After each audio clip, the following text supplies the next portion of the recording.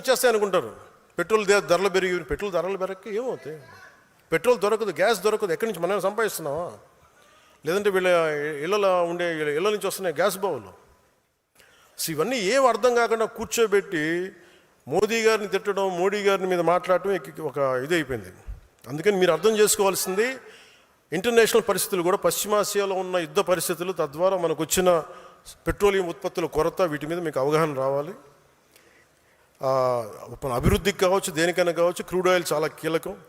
ఒక ఫ్యాక్టరీ పనిచేయాలన్నా, వాహనం కదలాలన్నా, ఇంట్లో స్టవ్ వెలగాలన్నా ఇంధనం చాలా అవసరం. ఈ ఇరాన్, ఇరాక్, అమెరికా, ఇజ్రాయెల్ మధ్య నెలకొన్న యుద్ధ వాతావరణం, హర్మూజ్ జలసంధి వంటి కీలక మార్గాలు కేవలం 2 నెలలు మూసివేస్తే ప్రపంచం ఎలాంటి సంక్షోభాన్ని మనం చూస్తూ ఉన్నాం. ఇప్పటికి డీజిల్ ధరలు పెరిగిపోతూ ఉన్నాయి. అందుకే గౌరవ ప్రధానమంత్రి గారు దూరదృష్టితోటి సమర్థమైన విధానాల వల్ల ఇప్పటి వరకు భారత్ పెద్దగా ఇబ్బందులు ఎదుర్కోలేదు.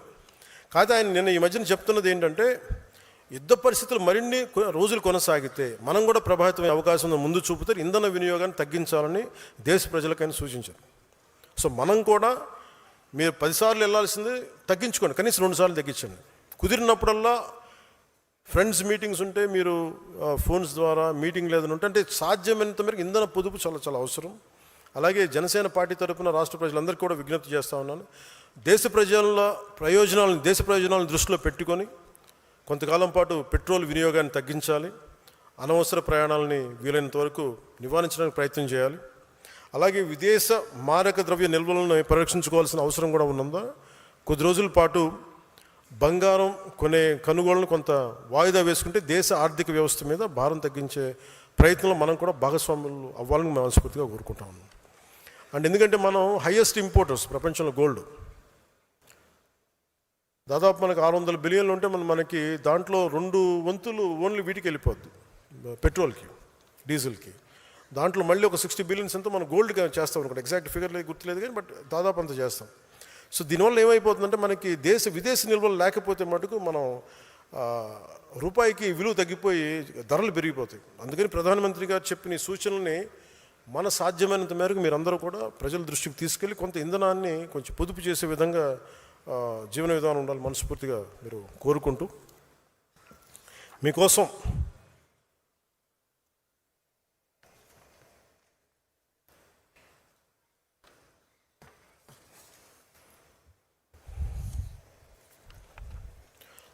భవిష్యత్తు ఈ లోకల్ బాడీస్ని దృష్టిలో పెట్టుకొని కూటమి ప్రాముఖ్యతని ప్రతి ఒక్కరు గుర్తించాలి. పదే కూటమి ఎందుకని ప్రశ్నలు రాకుండా, మన గౌరవానికి భంగం కలగకుండా, జనసేన గుర్తింపుకి, ఆత్మగౌరవానికి ఎలాంటి నష్టం జరగకుండా బలమైన కూటమిని ముందుకు తీసుకెళ్లాల్సిన బాధ్యత నా పైన ఎంత ఉందో మీ అందరిపైన కూడా అంతే ఉంది. But not at the cost of your self respect. That I'm very clear about it. అందుకని మీ అందరికీ మనస్ఫూర్తిగా మరోమారు ధన్యవాదాలు తెలుపుకుంటూ, ఈ ప్రక్రియ రేపు నుంచే మొదలు పెడతాను. మొదటి 30 నియోజకవర్గాల పని రేపు పొద్దు నుంచే మొదలు పెడతాను. కమిటీలు అందరితో కూర్చొని మాట్లాడతాను. మీ అందరి అభిప్రాయాలు తీసుకుంటాను తెలియజేసుకుంటూ, మొన్న ఉద్యమి కార్యక్రమం ప్రారంభించినప్పుడు మనోహర్ గారు చెప్పిన భోజనాల గురించి మాట్లాడితే, నేను ఎవరన్నా సరే నాకు భోజనం ఇంటికి వస్తే నేను చాలా ఎక్కువ పెడతాను భోజనం. వాళ్ళు 5 తినాలంటే 10 పెడతాను, 10 తినాలంటే 25 పెడతాను. అలాంటిది మీకు కూడా నేను చెప్పాను. నేను లాస్ట్ టైం ఉద్యమి ప్రారంభం నమోదు కార్యక్రమంలో సరిగ్గా భోజనం పెట్టలేకపోయాను. చాలా కోపం వచ్చింది, చాలా బాధ కలిగింది నాకు. ఆ రోజున జరిగిన తప్పుకి నేను మనస్ఫూర్తిగా మీ అందరూ నన్ను క్షమించమని కోరుకుంటూ, ఎందుకంటే నాకు అంత బాధ ఉండిపోయింది, నన్ను నేను శిక్షించుకున్నాను ఆ రోజు నుంచి. అందుకని సాధారణంగా మీరందరూ భోజనాలు చేసి ఇంటికి క్షేమంగా వెళ్ళాల్సిన మనస్ఫూర్తిగా కోరుకుంటూ, నేను మీ భవిష్యత్తు నాయకత్వాన్ని నా మీద భరోసా పెట్టి అందరం కలిసి పనిచేద్దామని నిర్ణయించుకుంటూ, ఒకసారి సభ ముగించే లోపు జాతీయ గీతాన్ని ఆలపించి ముందుకెళ్దాం.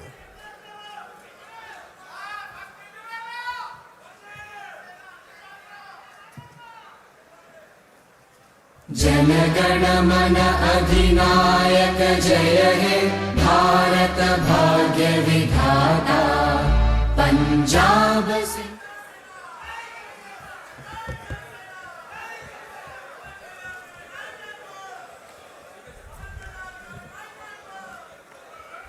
चलो आनंद ఇందాక రాగానే అడిగాను ఆరోగ్యం ఎలా ఉందని. ఆరోగ్యం బాగుంది.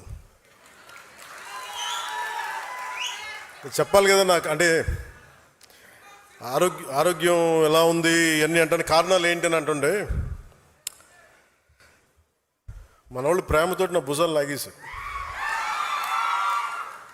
సో నాకు లాస్ట్ 2-3 ఇయర్స్లో ఏమైందంటే, ఎలక్షన్ ముందు నుంచి కూడా 1 ఇయర్ ముందు నుంచి కూడా తిరగటం వల్ల, ఒకటి కరోనా టైంలో నాకు ఈ కరోనా రావడం, ఒకటి ఈ లంగ్ ఇన్ఫెక్షన్ పోలేదు, అలా ఉండిపోయింది, అదొకటి.